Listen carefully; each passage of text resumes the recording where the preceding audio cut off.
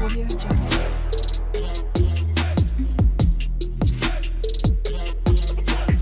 Audio Jungle. बिस्मिल्लाहिर्रहमानिर्रहीम, अस्सलाम वालेकुम व्यूअर्स, माय नेम इज़ शाद वहीद।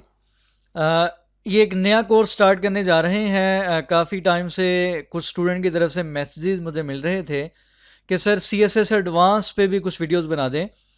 तो CSS एडवांस को हम यहाँ पे स्टार्ट करने जा रहे हैं। आज की वीडियो में जस्ट मैं ये आपको बताऊँगा कि हमने कौन कौन से टॉपिक्स को कवर करना है। इसमें बहुत ज़्यादा टॉपिक्स नए इन्होंने ऐड किए हैं, जिसको CSS एडवांस का नाम दिया जाता है। तो वीडियो की तरफ चलते हैं और देखते हैं कि कौन कौन से टॉपिक्स हैं जिनको हमने यहाँ पे कवर करना है। और CSS एडवांस करने के बाद आप बहुत सी ऐसी फंक्शनैलिटीज़ हैं जो कि आप नॉर्मल पहले जो CSS थी उससे नहीं कर सकते थे।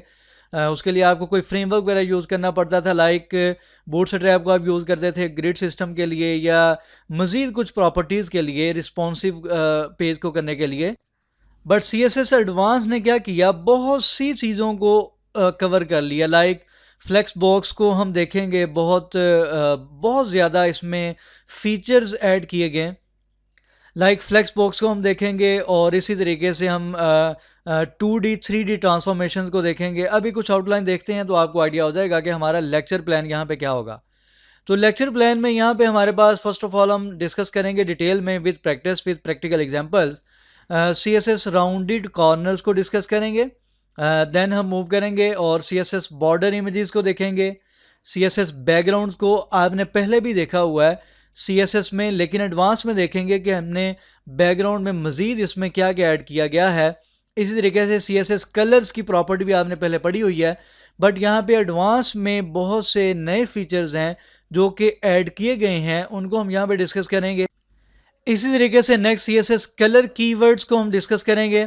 CSS ग्रेडियंट एक बहुत ही अहम प्रॉपर्टी है, फीचर है, जिसको हम यूज़ करेंगे। इसी तरीके से CSS शेडोज़ को डिस्कस करेंगे। टेक्स्ट इफेक्ट्स यहाँ पे डिफरेंट हम डिस्कस करने जा रहे हैं। इसी तरीके से वेब फॉन्ट्स को डिस्कस करेंगे। ये वो वाले टॉपिक्स हैं जो कि आपने पहले इनमें से कुछ के नेम सुने होंगे, कुछ को यूज़ किया होगा, लेकिन मोस्टली टॉपिक्स ऐसे हैं CSS एडवांस में जिनको आपने यूज़ नहीं किया होगा। इसी तरीके से 2D ट्रांसफॉर्म्स को हम यहाँ पे डिटेल में डिस्कस करेंगे। CSS 3D ट्रांसफॉर्म्स हैं, CSS ट्रांजिशंस हैं, CSS एनिमेशंस हैं, टूल टिप्स हैं। अब ये वो वाली चीज़ें हैं जिनको आप किसी ना किसी लाइब्रेरी या किसी ना किसी फ्रेमवर्क को यूज़ करते हुए यूज़ करते थे, जो कि CSS में ऐड कर दी गई हैं। इसी तरीके से नेक्स्ट स्टाइल इमेजेस का टॉपिक डिस्कस करेंगे। CSS इमेज रिफ्लेक्शन है, मास्किंग है, डिफरेंट बटन्स के हम फीचर्स वगैरह यहाँ पे देखेंगे। इस स्लाइड पे जितने भी टॉपिक्स मैंने लिखे हुए हैं, ये टॉपिक्स मुझे खुद भी बहुत पसंद हैं। उसकी वजह ये है कि इनमें बहुत ज़्यादा फंक्शनैलिटी CSS ने ऐड कर दी है। लाइक CSS पेजिनेशन है, इसी तरीके से CSS मल्टीपल कॉलम्स। अब बेसिकली मल्टीपल कॉलम्स का कॉन्सेप्ट बूटस्ट्रैप या इस किस्म के जो फ्रेमवर्क हैं CSS के, उनमें दिया गया था कि आप किस तरीके से ग्रिड को यूज़ करते हैं, लेकिन CSS ने इन चीज़ों को यहाँ पे खुद ही कवर कर लिया।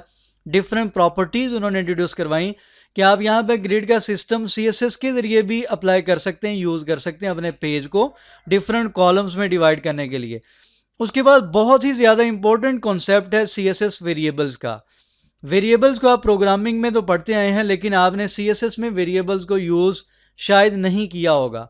तो यहाँ पे हम वेरिएबल्स को यूज़ करेंगे। बहुत ही ज़्यादा इंपॉर्टेंट टॉपिक है ये। यहाँ पे वेरिएबल्स को यूज़ करते हुए हम बहुत सी यहाँ पे फंक्शनैलिटी परफॉर्म कर सकते हैं CSS को यूज़ करते हुए। उसके बाद CSS बॉक्स साइजिंग है, ये भी बहुत ही ज़्यादा इंपॉर्टेंट प्रॉपर्टी है। अब अगर आप कोई भी सोर्स वगैरह देखें किसी भी पेज का, तो आपको वहाँ पे बॉक्स साइजिंग की प्रॉपर्टी लाजमी नज़र आती है। इसको डिटेल में डिस्कस करेंगे। मीडिया क्यूरीज का कुछ कॉन्सेप्ट देखेंगे कि हमने अगर अपने पेज को रिस्पॉन्सिव करना होता है तो उसके लिए हम किस तरीके से क्यूरीज को यूज़ करते हैं। इसी तरीके से फ्लेक्स बॉक्स बहुत ही ज़्यादा इंपॉर्टेंट टॉपिक है। इस स्लाइड पे जितने भी टॉपिक्स हैं ये बहुत ही ज़्यादा इंपॉर्टेंट टॉपिक्स हैं CSS एडवांस को लेके। तो इनमें अगर आप प्रैक्टिस करते हैं और इनको आप अच्छे तरीके से समझ लेते हैं तो बहुत सी प्रोग्रामिंग की चीज़ें या किसी फ्रेमवर्क को लेके जो कॉन्सेप्ट्स हैं वो आप यहाँ पे CSS में कवर कर सकते हैं। CSS रिस्पॉन्सिवनेस को यहाँ पे डिस्कस करेंगे।